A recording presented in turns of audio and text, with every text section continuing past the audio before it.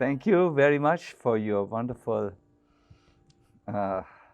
presence also. You also carry a wonderful atmosphere into this otherwise quite mechanic thing, the computer. It has been my great pleasure, actually, as I went with all of you on this journey to see that also my own understanding of these processes has grown, because in Bhakti we grow together. Krishna personally is very satisfied when he sees devotees, friends, those who seek, coming together and talking about him. He becomes present in such an association. And I have seen, even if you do this in an online situation, there is definitely a very palpable realization of Krishna's presence. Sometimes quite surprising that I look into my mobile telephone, and usually there are many WhatsApp messages, but now there is a session on the 5 most essential practices in Bhakti, which bring us quickly into the presence of God. And then from this little machine, such a wonderful atmosphere emanates that our human reason fails to understand what is happening here. What is happening is very simple. The Krishna becomes manifest when his people meet in this world and sincerely explore Bhakti. I would like to immediately introduce a session, the last session which we have together. And then at the end, give you again tips how you can practically apply it in your life, and give you also a meditative experience of this. So let me just say the Pranam Mantras and then we will start.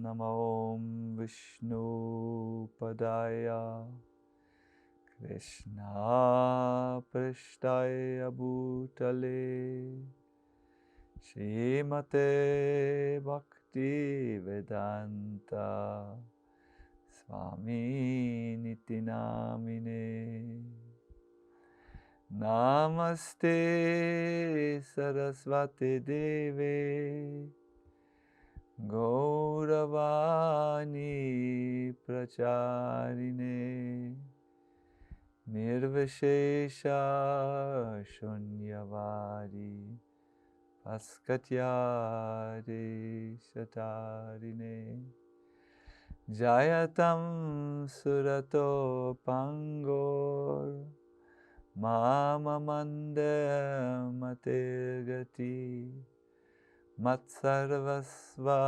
Padambojo Shishiradha Madanamohano Sri Krishna Chaitanya Prabhu Nityananda Shri Advaita Gadadha Shivashadi Gaur Bhaktavrinda Hare Krishna Krishna Krishna Hare Hare Hare Rama Rama Rama Hare Hare. My dear devotees, my dear friends, and dear skeptics as well, you are very much welcome to participate in this session of Murti Seva, serving the Lord's form in this world. Rupa Goswami says, Shraddha Visheshata Priti Shri Murtir Angri Sevane.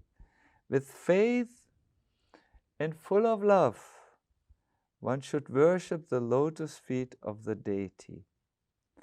In my session today, I would like to install some first-class faith in your heart and also bring you to the level where you do your service or worship to Krishna in a loving attitude.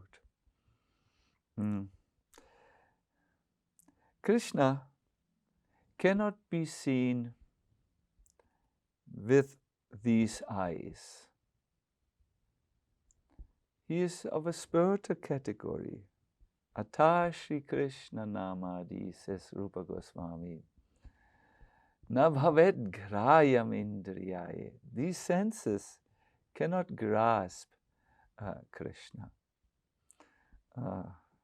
We are so fortunate today to be in the forest of Vrindavan, and Krishna is right there. But still, although we can see the painting before us, if you would really see Krishna, you would faint and not rise again. It's a totally overwhelming experience, overwhelming with love, which our senses are not able to grasp. Just like you cannot grasp 1000 volts. If you grab this with your hands, you turn into ashes. You have such a strong current. We cannot with these eyes see the Lord. In Vrindavan, they have one forest where it is said that Krishna up to this day engages in loving pastimes. But you are only allowed to come early in the morning for the first aratik. No one, not even the monkeys, are allowed to stay in this forest. Even the monkeys, who are so notoriously naughty, leave this forest at the night time. Those who have stayed, some very bold sadhus, had to be carried out of this forest either dead or permanently maddened. Krishna cannot be grasped with these material senses. So, therefore, because he is very mercifully disposed, he takes on a form by which we can see his Svarupa, his original form. And that is the Archa avatar, the form as the deity. There are altogether 5 forms of Krishna, 5. Svarupa, that is his own original spiritual form. Then his expansions like Baladev, the Chaturvyuha expansions, Sankarshan, or Vasudev, Sankarshan, Pradumna, Aniruddha. Then he comes as avatars, Nrsimha, Rama. Then Lord Krishna, who is even so merciful that he feels, okay, I've come as avatars, but not so many people have seen me. He comes as the Paramatma, the Super Soul, right into each of our hearts.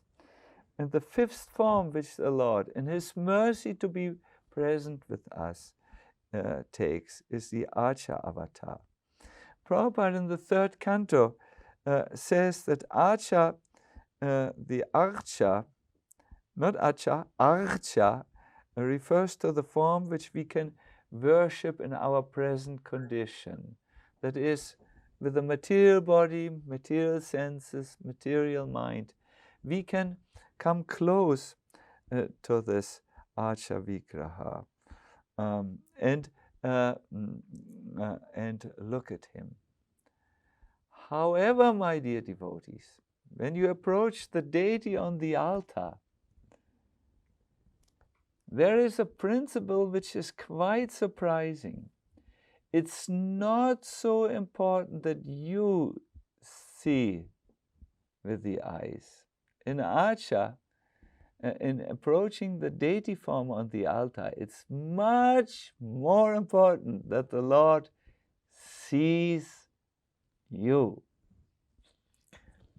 When the spiritual master of Srila Prabhupada, Srila Bhaktisiddhanta Saraswati Thakur Prabhupada, was once viewing the deities in his Gaudiya Math temple in Mayapur, he was approached by one young devotee. These deities, their names is Sri Kandavika Giridhari, are standing on the altar, and you can see them only by looking through a narrow tunnel. Maybe I should show you from here. Let us say where this hand is. That's where you come. And you stand, and here where this right hand is the deity. So that somehow by the construction of this temple, there is a very narrow corridor between the place where the pilgrims stand to view the deity and the deity himself. Very narrow corridor, and you really have to stretch your vision to see him. So this disciple came to Srila Bhaktisiddhanta Saraswati and said, it's very difficult to see the deity in this arrangement. And he said, we never can see the deity. The point is that he sees us. How can we see with these eyes, which are made of earth, water, a little fire, etc., a form which is entirely spiritual? Can you see time? No, we cannot see time. When you look at the wristwatch, that's not time which you see. That's a mechanic clockwork which gives some indication of time. The time itself as a force, you cannot see with the eyes. You can experience, however, the time in the passing years, and you get a little gray hair here. So you do see the effects of time, but the force in itself, which is a representation of God, and cannot be seen with material eyes. However, if Krishna sees you, you can feel it. There are four things which happens when you come to the temple, stand before the deity, say a prayer, that you can actually perceive. It is described in our scriptures that the Lord has four qualities by which he communicates with us. Solabhya. First of all, he is visible to the human eye. We can go there and see, oh yes, Krishna. Shoshilya is the second. Anyone who approaches him with an open heart, doesn't close the heart, is given a gift by the Lord, a feeling of acceptance. We feel accepted just the way we are. Just the way we are. Who accepts us the way we are?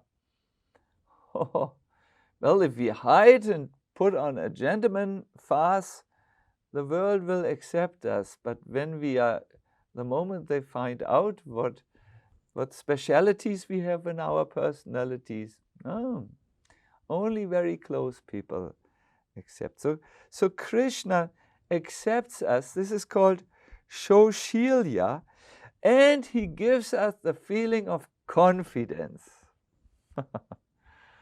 Have you seen this? When you come before the deity and you have a darshan, you feel, oh, it's all right, I can go on, I can move on, I can do this, somehow I can tolerate it. The next is he gives a feeling, it's called Swamitva. He hears our desires and he very often fulfills these desires. There may be some desires he doesn't fulfill, and often these are the desires which are harmful for us. I like Mother Teresa, who said, more tears are shed in this world for prayers that were answered than for prayers that went unanswered. Huh? Because we are sometimes not so enlightened, and we pray for things which entangle us more in consequences which are not good. But yes, the deity fulfills desire. So this is called Swamitva. And finally, the deity grants his protection. It's called Vatsalya. Vatsalya. He gives the protection. When there is trouble, my dear listeners, my dear viewers, you must go before the deity. You simply sit down. And as I always like to say, you have a talk with God. You sit there, do some devotional activity like chanting, or just praying, or just trying to shut off the constant chatter of the endless stream of thoughts, and just admire the deity. Gaze at the deity to your full satisfaction. You cannot really gaze at anyone else. When others see you gazing at them, they become uncomfortable and they may let you know. But you can gaze at Krishna for hours, and he will not only accept this, he will give you his transcendental gifts which happen in the deity darshan. There's a very, very interesting example of someone who looked at the deity. His name is Dhanudhara. He was a wrestler, able-bodied wrestler, who was married to one, how do you call these? A society girl called Himamba. And he had only eyes for Himamba. Once they made a holiday in Sri Rangam, and there was a huge procession happening. The deity of Sri Ranga was out on a Ratha Yatra cart and went through the town, and there were musicians, dancers, brahmanas who chanted, and there was this Dhanuda who was going backwards on the street, coming towards the procession and going into the procession, but his eyes were fixed not on the deity, but on Himamba, who had an umbrella to give her shade over her head, and Dhanuda was, the wrestler, was waving a chamara to give this girl a cooling breeze. So the great devotee Ramanuja asked Dhanuda, the wrestler, why are you doing this? There's the deity. The whole town is focused on glorifying the deity, and you don't even spare a glance, not even a quick glance towards the deity. You are gazing at this human being. Why? And Dhanuda said, because she is the most beautiful personality I've ever seen. Ramanuja answered, what would happen if I could show you a more beautiful personality? Dhanuda, the wrestler, was an honest man, and he said, most properly, I would fall in love with that person. And if I would be able to establish a relationship, I would stay with the person. Good, said Ramanuja. Come tomorrow at 7 o'clock to the temple of Ranganath. I will show you the most beautiful personality. And when the next day arrived and the time arrived, Dhanuda, the wrestler, was there. Ramanuja took him inside. It was a long path. Those who have been in this temple know you have to walk quite some distance through many halls and through many gopurams. But finally they arrived at the altar. And at that moment, there was a priest who just offered an aratik. The light of the aratik fell into the eyes of the beautiful Archa Vigraha, the form of the Lord. And Dhanuda had an overwhelming realization of Krishna in his heart. He later commented, he said, as soon as the light fell on the eyes of Ranganath, Dhanuda saw that the lotus eyes started to glow and were lighting up the inner cave of his heart. He felt that ignorance and the wrong identification, all the darkness went. Like the stars of the night disappear when the sun rises, his material desires and his lust disappeared completely. And he expressed to Ramanuja, you have revealed to me joys that are not even accessible to the demigods in the heavens. Like a night owl, I had turned away from the sun and fell in love with a glowworm. Glowworm. You, however, turned my vision to the Lord. Please now accept me as your servant. My dear listeners, this precisely can happen to all of us when we stand before the Deity in a submissive way.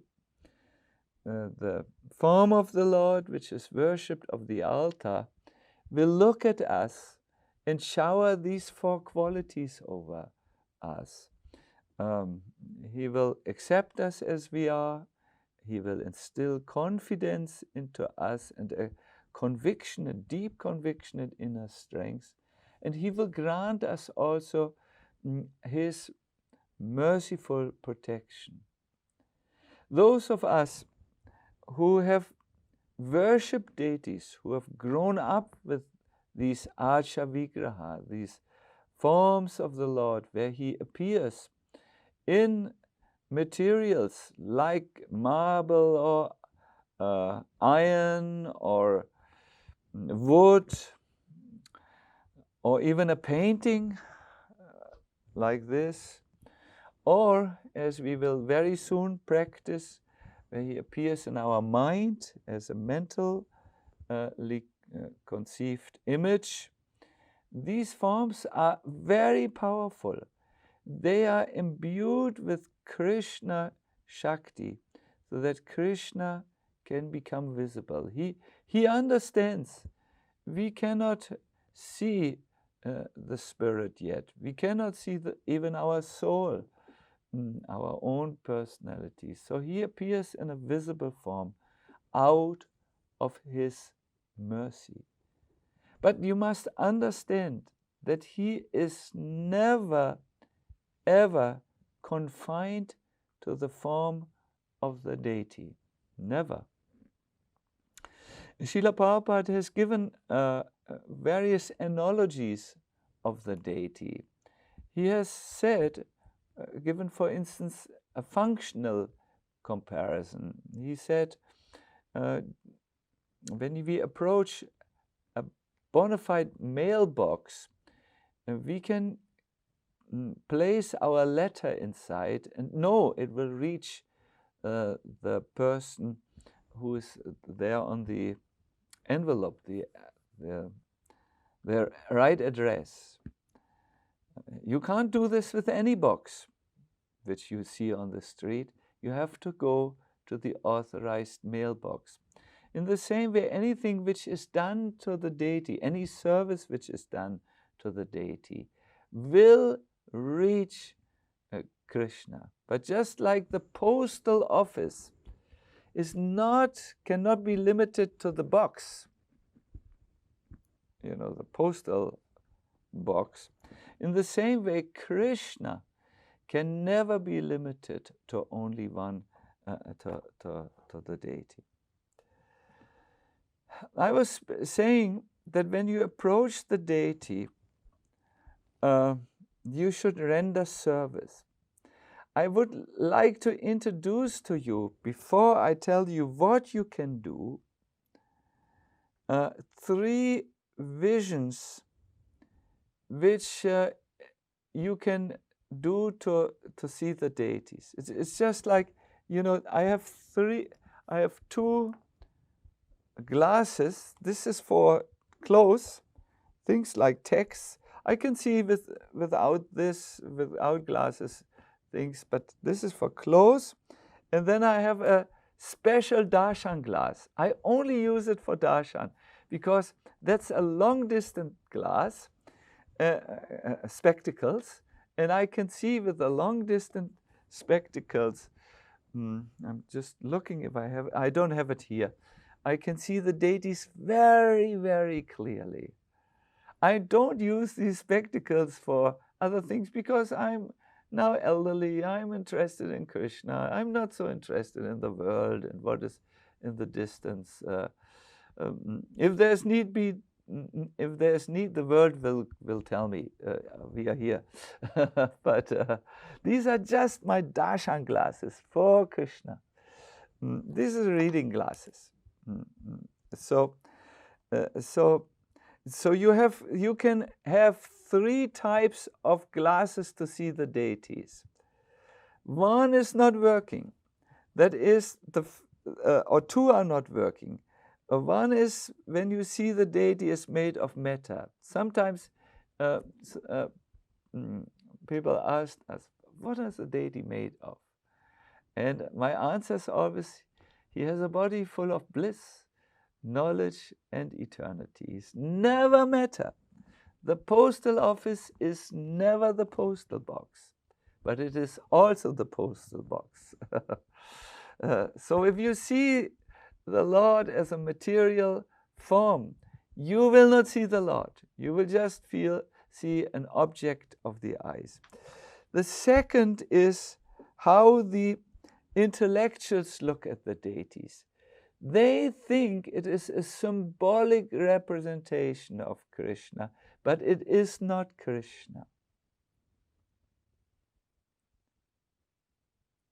Almost like, I do not know how it is in America, I have forgotten, but here in Germany we have postal cars who deliver the packages and letters to the homes. And on the postal card is a sign by which you can see that this is the post. It's a postal horn. So when you see the postal horn, this would be a symbol for the post. It's not the post, but it's a symbol. It points towards it. It hints towards it. So in the same way, the second way of seeing the deity, we could call it the intellectual way, is that you think, yes, this is a form. It hints at God, but it is not God. Also wrong. To think this form is made of marble or iron, wrong. You cannot see. To see it's a symbolic representation, it's also wrong. These are the perceptions with the body, the bodily eyes and the mind. How you see it, how to see the deity. This is Krishna. The Lord whom I'm worshipping is now there before my eyes. And when the Lord is seen like this, you see him really.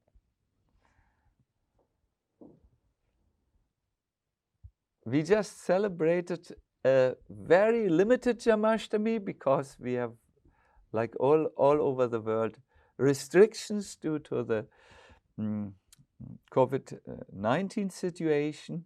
So there were restricted guests, but our community came together and so on.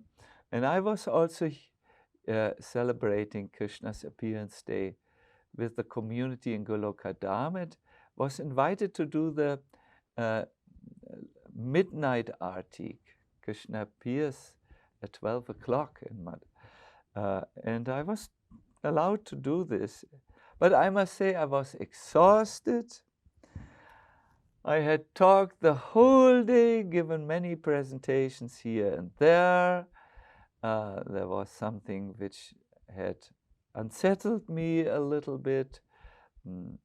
I had to take a very heavy medicine, which unsettles the mind a little, and I was a little downcast when I came on the altar. And I was performing my arti, and I prayed.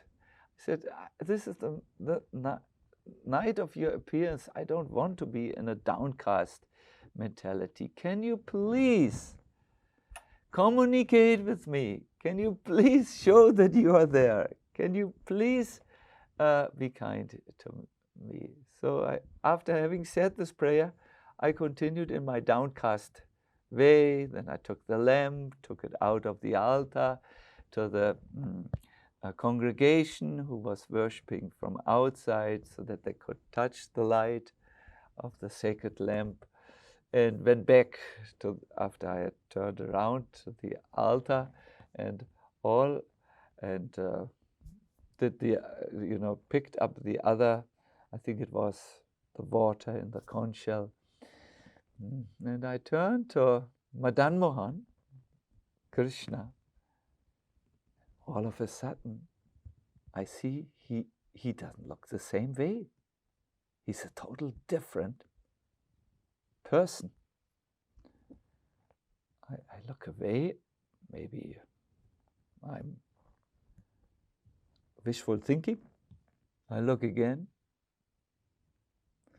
My dear audience, the deity smiled. But it was not the smile as we know. No, it was a total different smile. It was a smile that exploded into laughter. Like,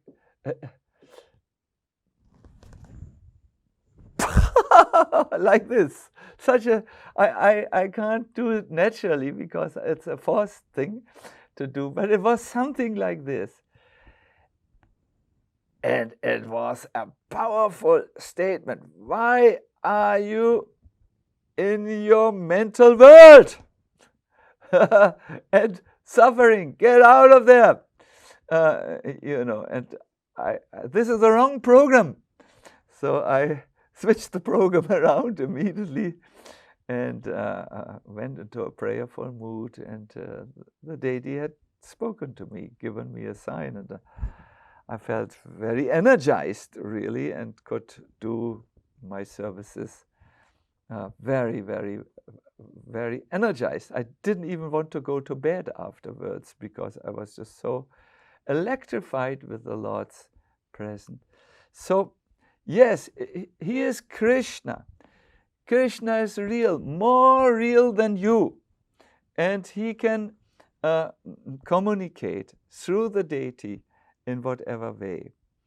He especially communicates to a devotee who engages in services. And I would like to give you now a list of services that you could do to the deities, because Krishna has this law of reciprocity. This is too difficult word for me. He reciprocates with the worshipper. In whatever way the worshipper approaches him, the Lord reveals himself accordingly. So, I see different devotees. It's so pleasurable to see. So now I will give you things that you could do. If you have a piece of paper and a pen in your possession, this is a good time to use your valuable possession nicely. One thing you can do for the when you come before the deity, you can sing for him and dance full of joy. This is very, very relieving. Every one of us should dance more, dance full of joy, and sing before the deity. The second thing is, you can confidentially reveal yourself to the deity. Reveal your mind. Have a talk with God. Bring it out to him. Say it to him. And the third is, you can offer your obeisances. You can take your physical body and engage with it just like you did when you danced and sang. You can totally, with Krishna's mercy, totally engage in paying your obeisances.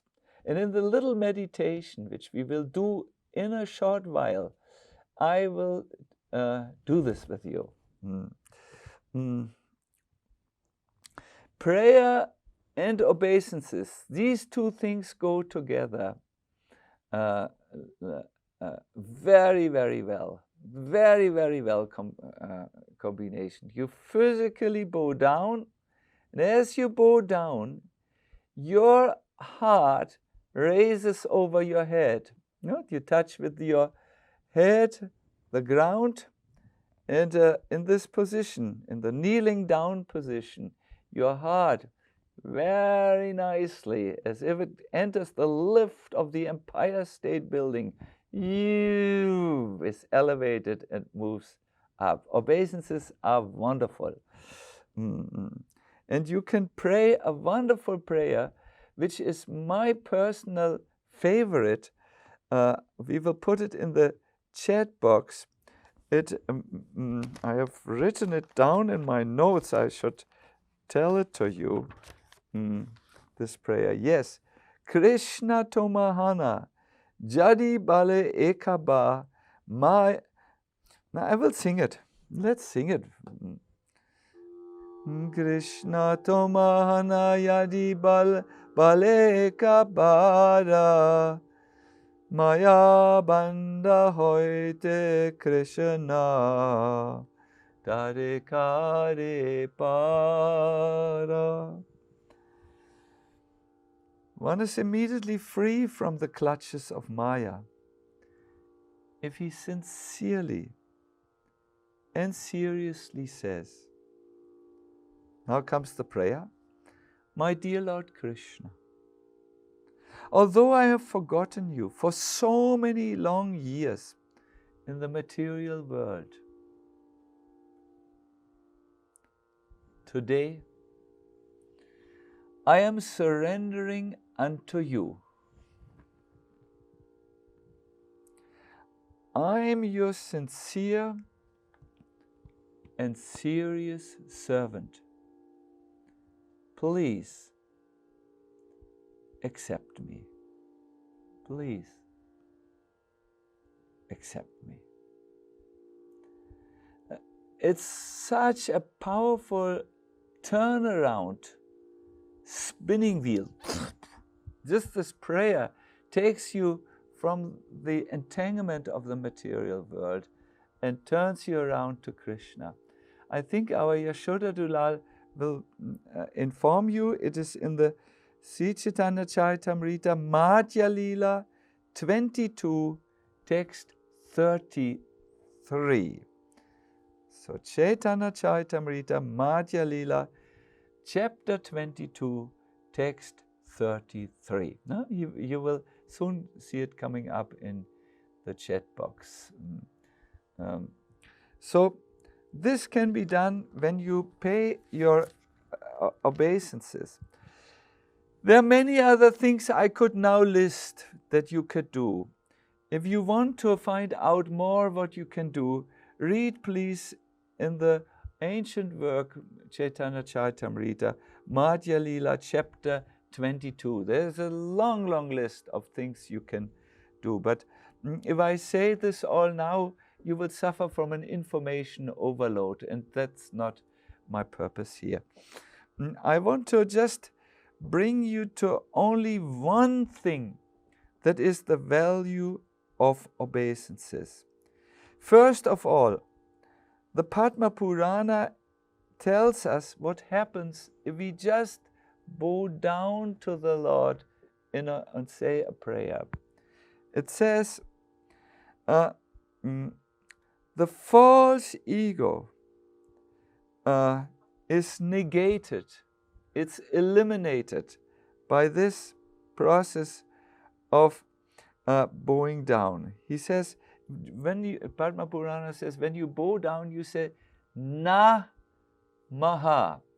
Na means no, not, and Maha means the ego.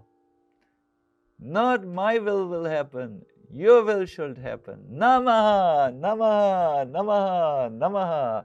Not my ego. I'm tired of this great story maker who misses the reality all the time. Namaha. No? The verse from the Padma Purana says the syllable ma indicates false ego, which is negated by the syllable na, no false ego. Thus, by offering obeisances, one gives up his independence as the possessor of this material body. My dear devotees, some of us don't like to bow down any longer. But Prabhupada says, bow down. You will be forced to bow down anyways. Now find the place where bowing down will make you happy. That's Krishna. That is so good. You will be forced to bow down to your job, to this new situation in the world. You will be bowed down to your digestion problems, which bring you to the bathroom, where you have the most embarrassing sounds coming out of you. You will be forced to bow down in various ways. Now find the place where bowing down makes you happy. How nice, he said. That's Krishna. So, I would now take the few last minutes which we have in an exercise where we will mentally bow down to Krishna and offer our obeisances. Please join me. This will be the last exercise. It is a very powerful exercise. It is taken from our scriptures. So again, I request you, please stop the American specialty that is multifunctioning. Please put your bag of chips away to the left side or right side as you wish, and let us connect.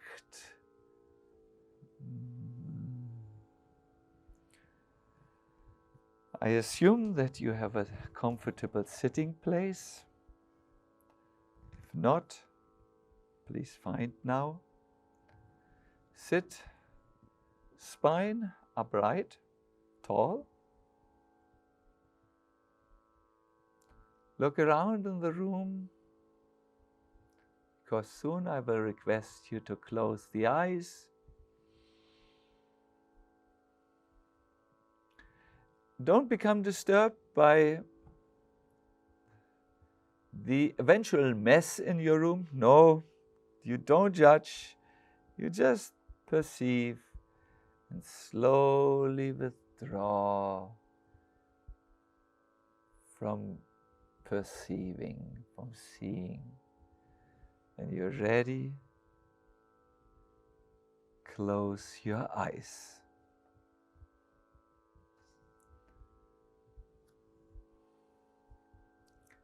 Deepen your breath now.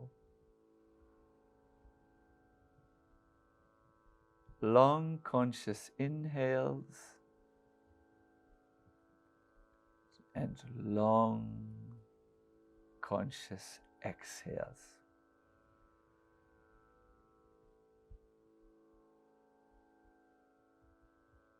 When you breathe in, stay with your breath,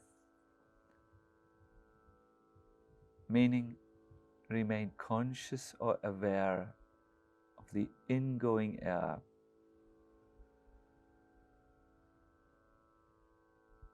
And whenever you breathe out, stay with your outgoing breath. We will do this for a few seconds now alone.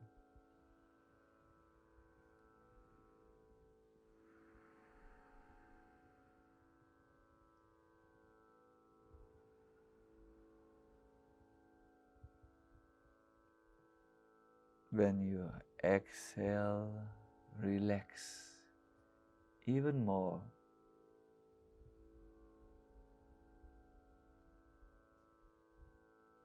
And you inhale into your heart space.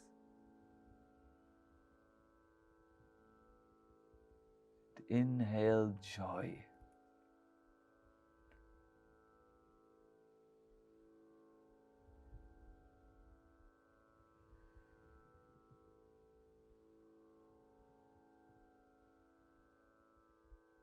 Good.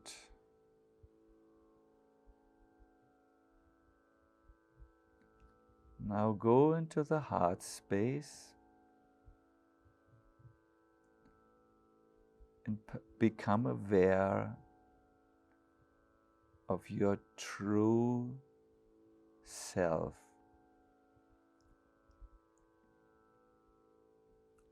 By my nature, I'm an eternal servant of Krishna.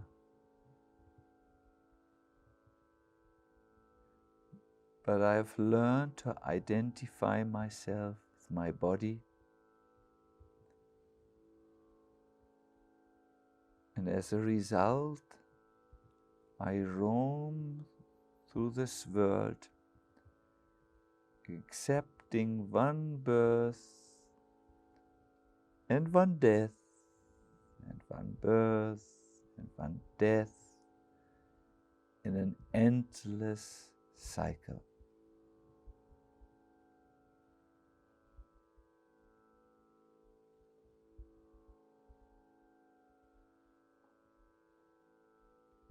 And I encounter so-called pleasures and so-called miseries.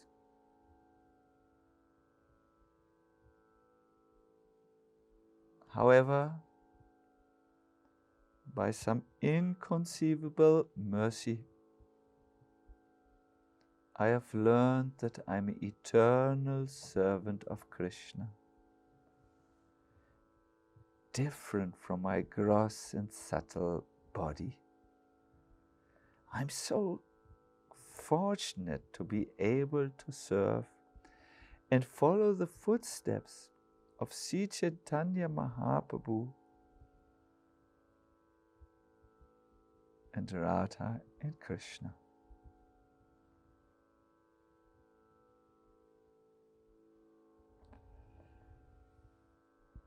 We are now ready for our meditation on the next level. Internally visualize the full moon.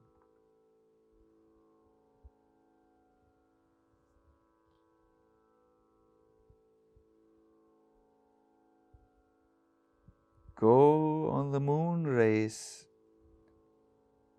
into the moon and come out into an atmosphere of unlimited light and energy.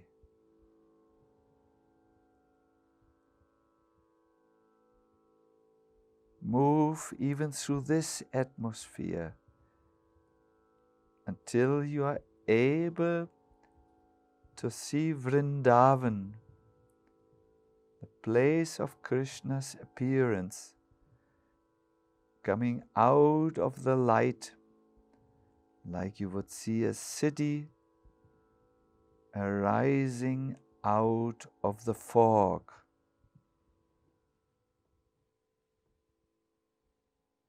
In your mind's eye, discover a beautiful garden.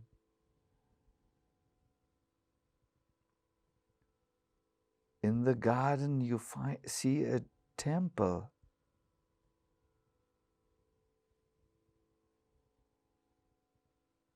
The temple is decorated with jewels.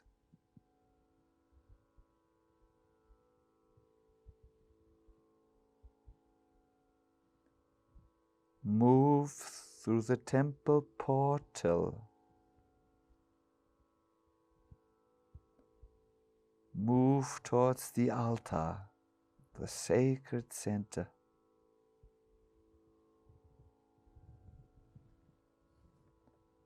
See Shri Shri Radha Krishna on the altar.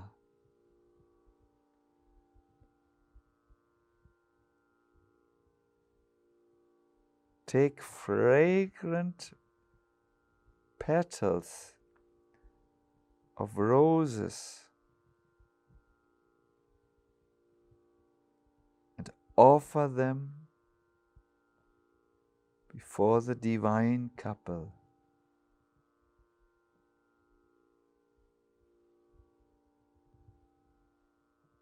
Then bow down. Let your head touch the ground and say your prayer. Please do not forget to pray now.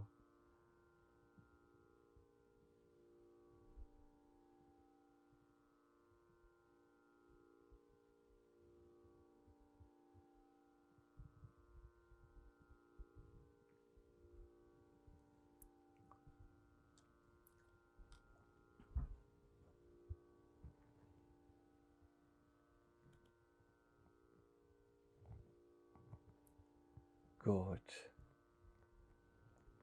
It's time to say goodbye. Time to end the meditation. Respectfully move out of the temple.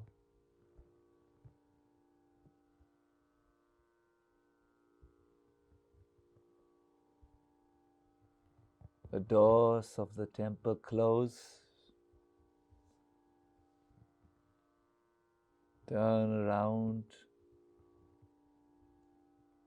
Go through that light and energy which is like a mist or a fog.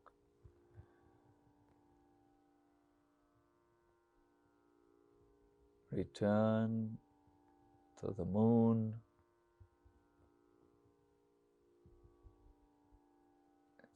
Slowly arrive in the room awareness.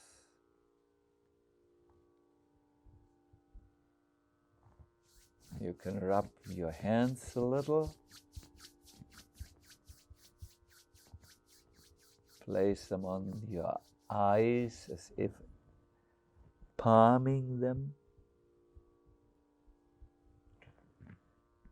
And slowly move them from your eyes, opening your eyes and looking into the palms, and seeing the lines in your hands as if you see them for the first time.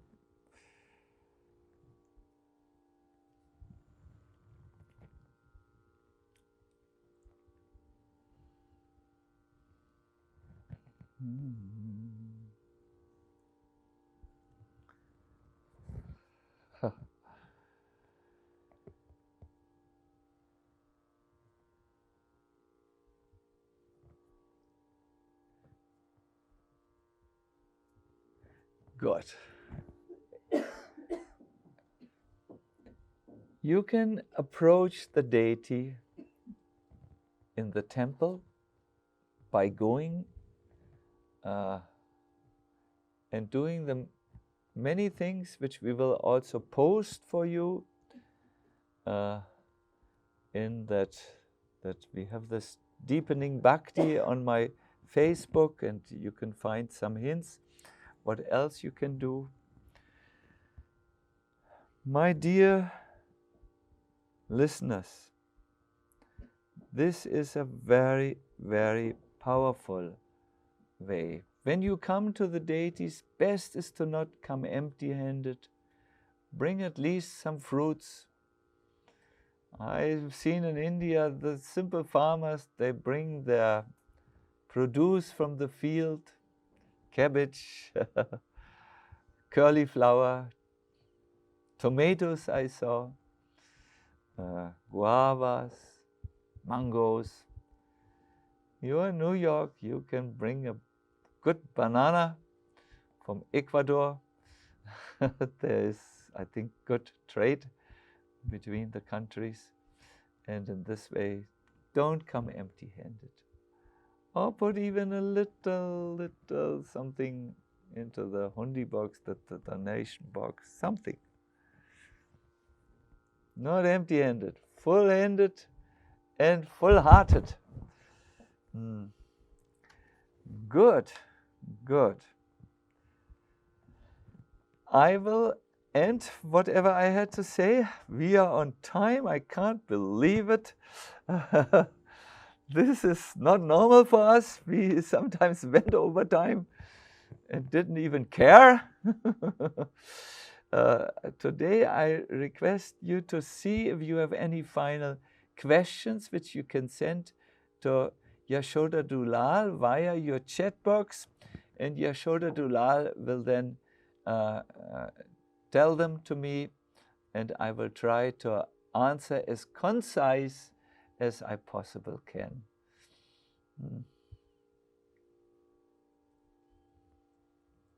Hari Prasad, I'm seeing you now. Just now I have started to see you. Yes, yes, please. Hare Krishna Maharaj, thank you so much. That was a wonderful meditation and a wonderful session. Our first question comes from your disciple in Chicago, Hari Sham Prabhu. Hari Sham Prabhu, can you go ahead and ask, please? Next is Diksha Ahuja.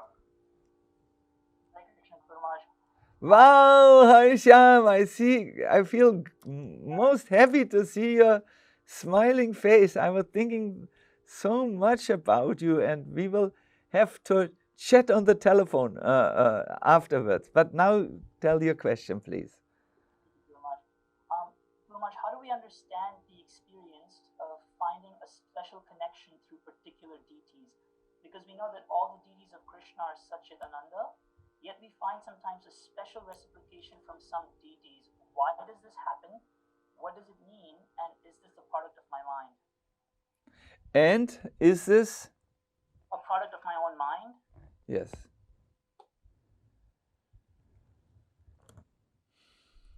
I thank you. The question is very clear, and I think everyone has heard very nicely. Why do we feel a special attraction to a special deity. You are true. It could be because we make the deity part of our own story. I remember in Germany we were quite immature as a yatra, and we divided the devotees into the strong devotees, they were called the Nishinga Bhaktas, and then the soft-hearted devotees, they were called the Govinda Bhaktas.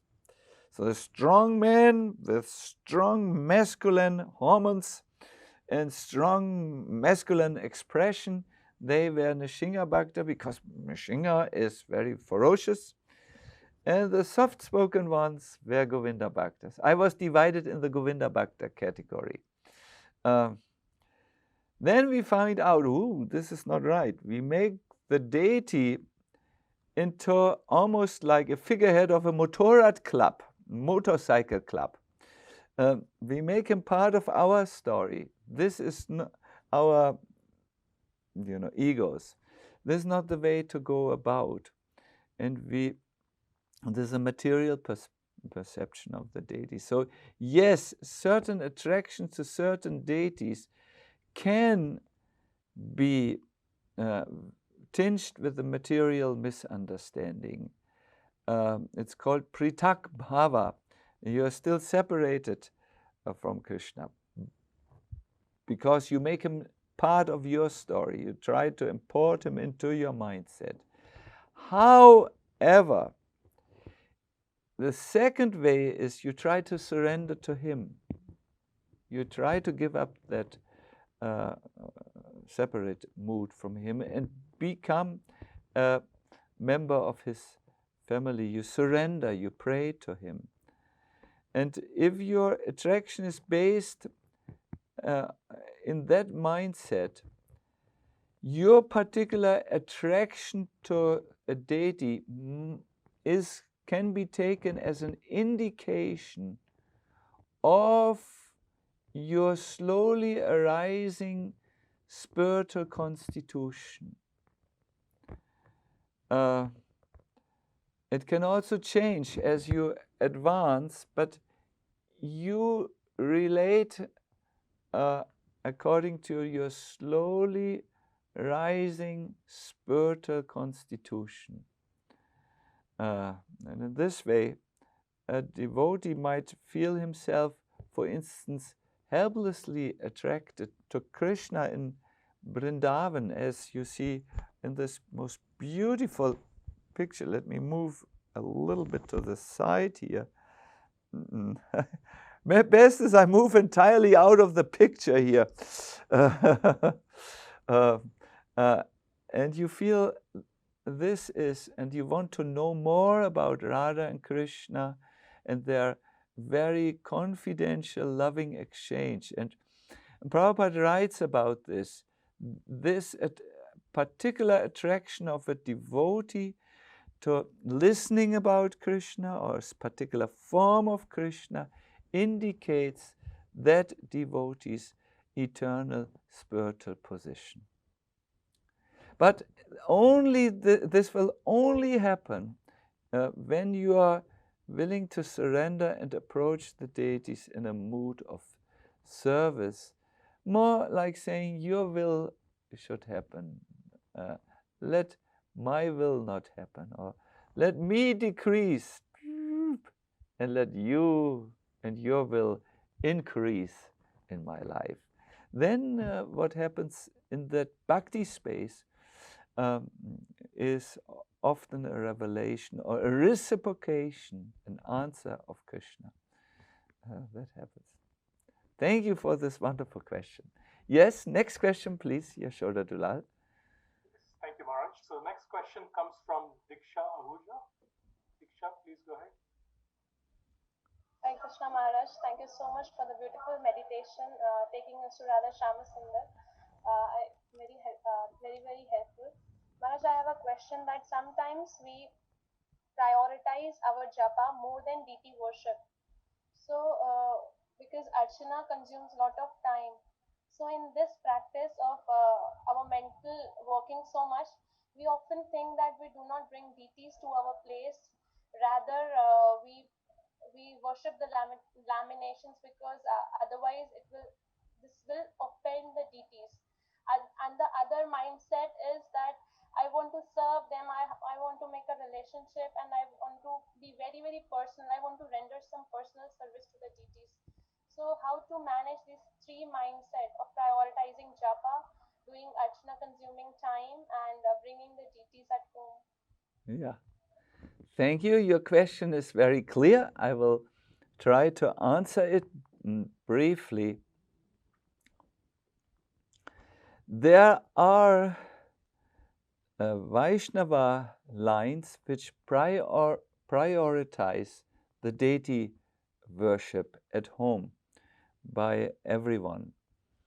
During the initiation, a deity is given to them and the exact procedure to be done to worship.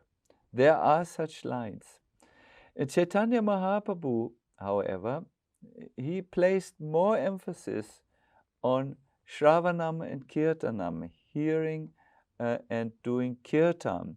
So therefore, in our line, we study the reason why he has placed this emphasis, and then we follow it, and the result, and the result of this is that we often give more importance on Shravanam and Kirtanam, both chanting and hearing more about Krishna. And when it comes to worshipping or seeing the deity, we go to the temple where this is done in an elaborate way by the pujaris on the altar, and we become his.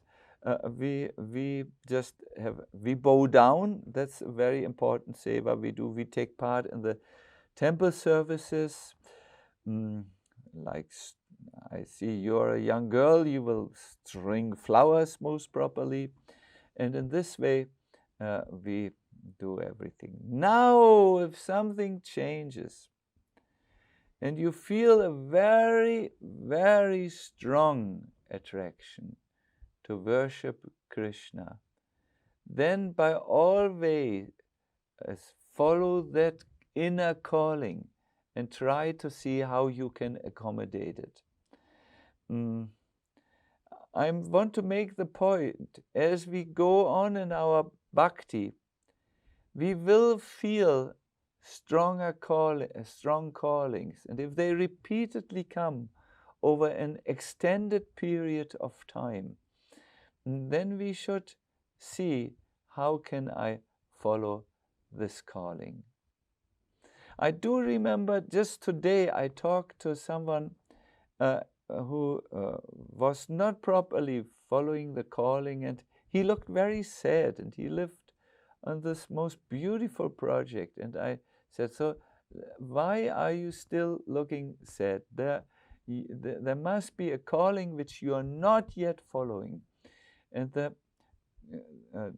I was right in my assumption, and we spoke about the calling and made an arrangement how to follow that.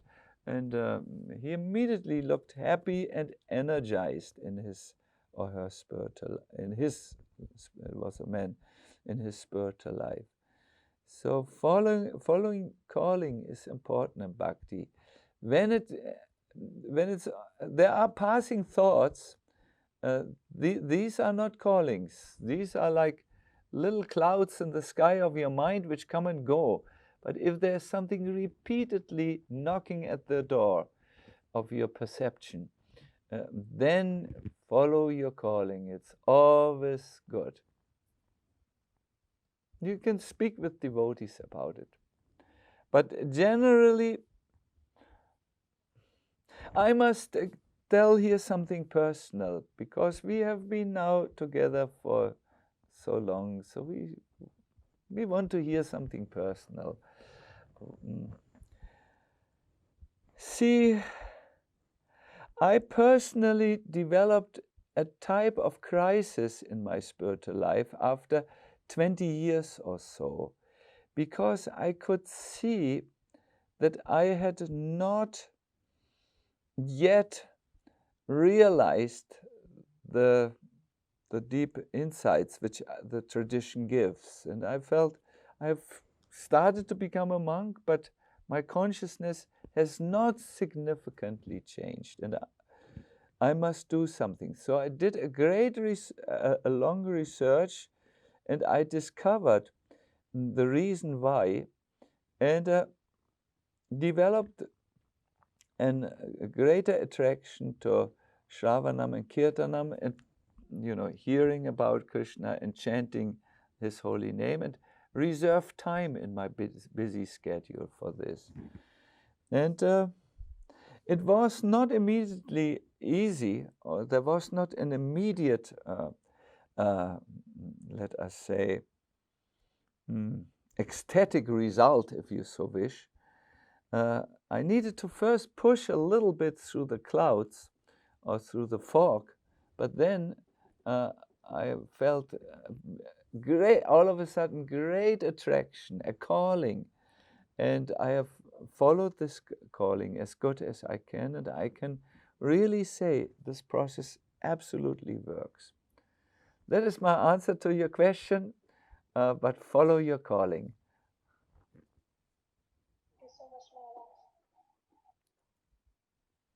Hare Krishna Maharaj. So hopefully we can get in 3 more questions that are queued up. There are many more, but the next 3 questions. So the first one is from Yadunath Prabhu. Yadunath Prabhu, please go ahead and ask. Then Venkata Bhatta. Hare Krishna Maharaj. Oh, Yadunath ji.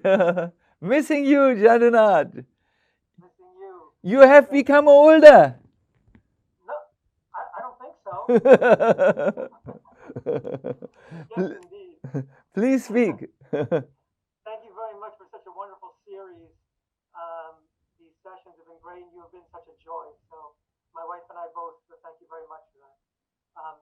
My question is, how does Yashoda Dalal Prabhu consistently apply his tilak so perfectly? I have one other question also. I have also noted that, Yashoda Dalal, we take great encouragement in seeing your tilak. Great encouragement. I'm still also a little baby. Okay, but relative to deity worship, how do we understand it when there is apparent damage to the material of the deity? Ships, or even worse, sometimes we've heard stories of an arm breaking off, or those types of things. How do we understand that? Your point was so emphatic. We're not seeing a material form. The deity is Krishna.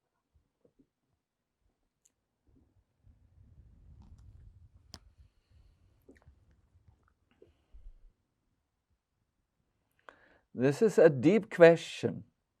Srila Prabhupada, once he addressed it, that when there were religious riots in Calcutta, when he was a young man, some religious fanatics of another religion went into temples and broke actually the deities.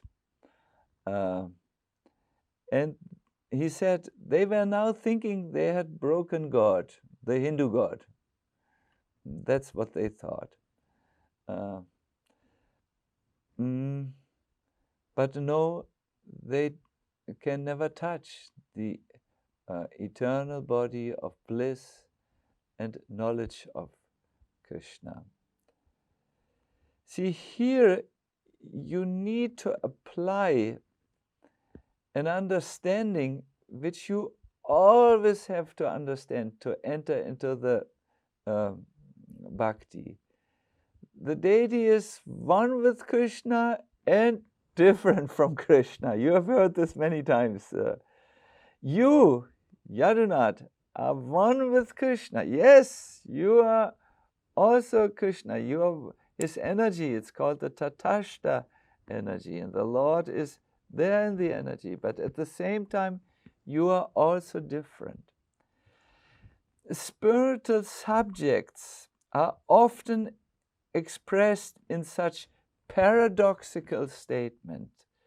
It's paradoxical for us. Either it's one, it's the same, or it's different. Which one is it? It can't be two, according to Aristotelian logic, you know. We think in this binary model. But no, Krishna at once explodes this model and sends it to the moon. We are one with Krishna and different. The deity is one with Krishna and different. Yes, the deity can speak to the devotees. Yes, he can smile. Yes, he can give all these four assurances, you know, limitless and acceptance, installing confidence, fulfilling desires, etc. Yes, yes, yes. The deity does all the things which only the Lord can do, and everyone has experiences. But at the same time, he's not there. He is engaged in pastimes in the eternal domain. I rest my mind in happiness that things have two sides, not just one side, and that only so-called paradoxes can approach a type of understanding. I do remember how once someone entered Srila Prabhupada's room in Mayapur and asked, how does Krishna look exactly? Prabhupada pointed back. There was a beautiful wood carving behind him, and he pointed back, just like I'm pointing. I don't feel very nice to point for a long time with my finger on Krishna. He pointed back and he said, Krishna looks just like this, and when you see him, you will see he looks completely different. I like this very much. You are an intellectual personality. You please think about these ideas, and some good understanding will hopefully come. Thank you. Thank you, Maharaj. So the next question will be by Venkata Bhatta Prabhu, and we'll probably get one more question in. I'm not sure, Yashoda, because I wanted to also speak 2 more minutes as the teacher who wants to now see that his students fly and excel and do wonderful. So you need to give me a few minutes for that. So our Venkata will be the last one. Please speak, Venkata Prabhu. Hare Krishna Maharaj, thank you so much. Maharaj, sometimes in deity worship, it seems that certain areas of technical expertise become very much stressed. So dressing the deities very nicely according to our sense of aesthetics, or flowers expertise in floral arrangement or elaborate rituals. And it seems like sometimes these can be stressed so much that we get these notions of being good at deity worship or being not so good at deity worship. So how can we make sure that this aspect doesn't overshadow the personal relationship with Krishna from the heart when it comes to deity worship? Yeah. Thank you for this well-considered question. This could happen in all processes of devotional service. Chanting, doing kirtan, doing other forms of, or studying the scriptures and becoming really learned, and then losing the whole heart of the whole matter. That happens again and again for those who are newly on the path.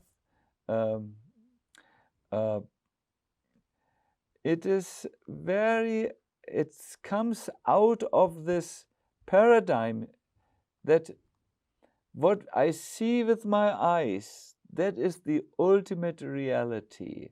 We have learned this, we have been educated in it, we have been trained in it in so many ways.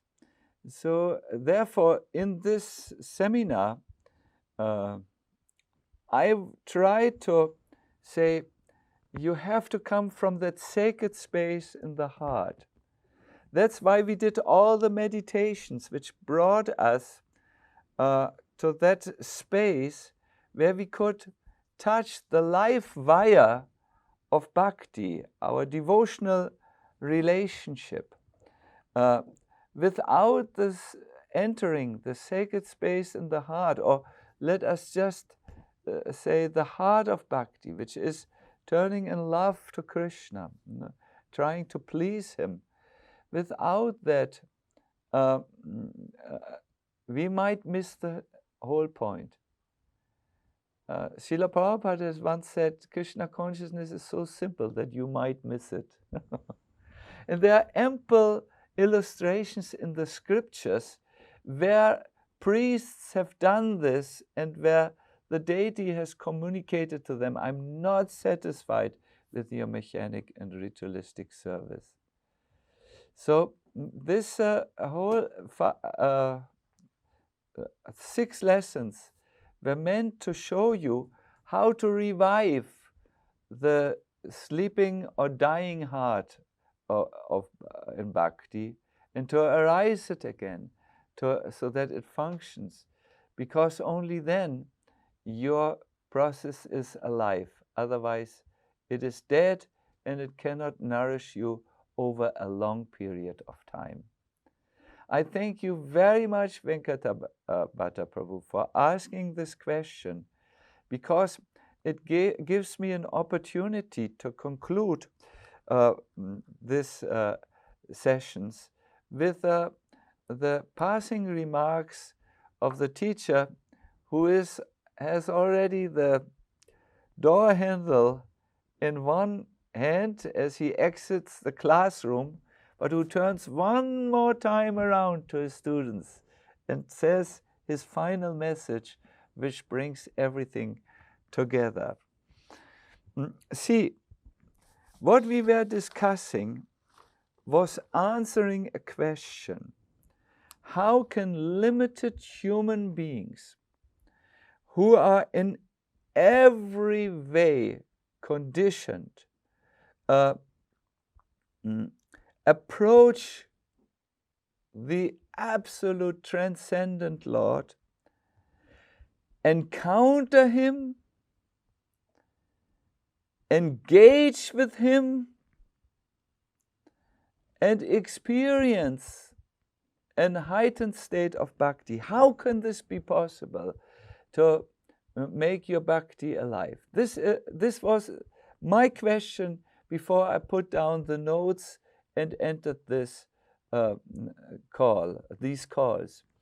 And the answer to this is, there are 5 ways in which that absolute, transcendent, supreme Lord is willing to come here into this world, so that those who have turned to him can again engage with him and experience his presence in the heart. It is very important, however, this was my whole point, that when you engage like this, you do not engage with these 5 forms the way you engage with practices, the way you engage with, in your business, for instance, with skills that you do, computer skills, banking skills, any type of skill, acting skills. We have one very talented actor who has been with us. No, you don't. You need to come from a different place than only the body and the mind. You need to offer these things in what is called by Rupa Goswami anukulya, a favorable expression, and that comes from the sacred space within the heart. I want to also tell you now something so that I can shock you a little bit. Let me see how if you can see this. Yeah. It's the learning curve. When you learn something, now I must beg your pardon, I have to look at it again. Yes, now I understand. See, I see it in a reverse way. You see it how it is supposed to look. See here, when you go through the content that you had, almost 20 hours or so afterwards, and give yourself a reminder, the knowledge stays with you.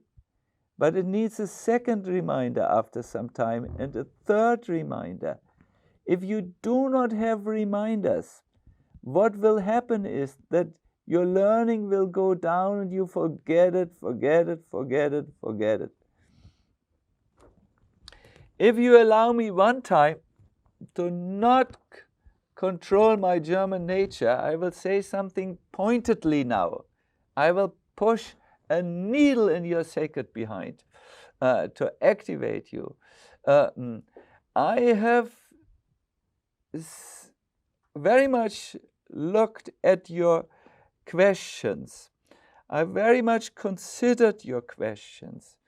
I have tried to answer the questions, but I have also noted that the questions were put often from the same mindset which I intended to expand with this presentation. And I'm not yet 100% convinced that you have really understood the difference of this presentation to the many lectures which you have heard before on similar subjects. The difference here is pointed out by our Venkatabhata, who I hear is blessed with supreme perceptive intelligence, no? Something like that. Is, yes, you can go through the motions of devotional service, and yes, you can hear another lecture and then get a little bit more knowledge of the processes, understand them a little bit better, but you can still remain stuck at the old place where you were stuck. However, if you enter a total different dimension, take a total different approach, wow! A whole world of knowledge that was closed up till now to you opens. You're seeing everything on a different level. Let me leave you with a graphical example. I'm not sure if that word graphical is here appropriate. You will soon find out. Do we have a pen here? We have.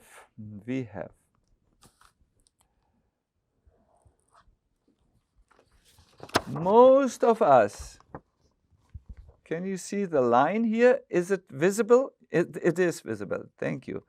Most of us, as we move on through our life, are having let me call it a horizontal perspective. Okay, this doesn't work so well. I must find something here that works better. Oh, I'm not so happy at this place. Let me move to another place. Oh, I'm not so happy in this relationship. Maybe I should develop a new friendship. Oh, I'm not so happy, not yet successful in devotional service. Let me visit one of these retreats. We are always looking here on the surface, on this line. In this session, I want to introduce that line, another line. Can you see this? These go in a vertical direction. They go deep into the direction of what we call the sacred space. In the fourth canto in the Bhagavatam, let's stay with the quotation I gave you. There are many quotations, but I told you that there is a verse, it was there in the very beginning, where we were encouraged to find the Lord within the heart. And this is in all the presentations. We did these meditations. We heard about stories of transformation. We were encouraged to practice something throughout the week. That was there in the Bhakti, deepening Bhakti. And it all was meant to break the old pattern, finally bring you to the place where you deserve to be. You are sincere. Otherwise, you wouldn't look at such a specialized program, which is not a general presentation. You are very sincere. What I sincerely request of you, maybe you want to again go to the first introductory session where I explained this. And maybe you want to view again these sessions which have been prepared over the years. You know, this is not the first time I speak about it. The seminars which I usually give are prepared and researched over years. And they always have a surprise in them, a new discovery, which I do hope will bring you to the deeper experience in Bhakti. Remember that challenging question where I said, how long will you be able to go on without experiencing Krishna, feeling Krishna, seeing Krishna? And this is possible. It is told in all our Bhakti Shastras. Yes, there are various degrees in which we see him. Yes. But in whatever degree it is possible and appropriate maybe for us at this stage. That was a little thorn. It was given with good intention. It was. I enjoyed very much our online association. No? Good. So I am done now. I thank you very much. I'm a little over time, but the last session. So let us turn to.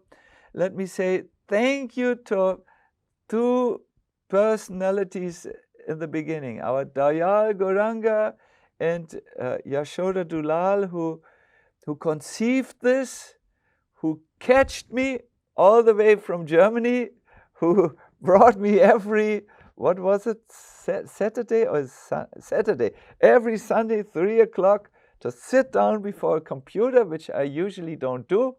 And I thoroughly could feel with your presence in the internet space. It was a totally rewarding session.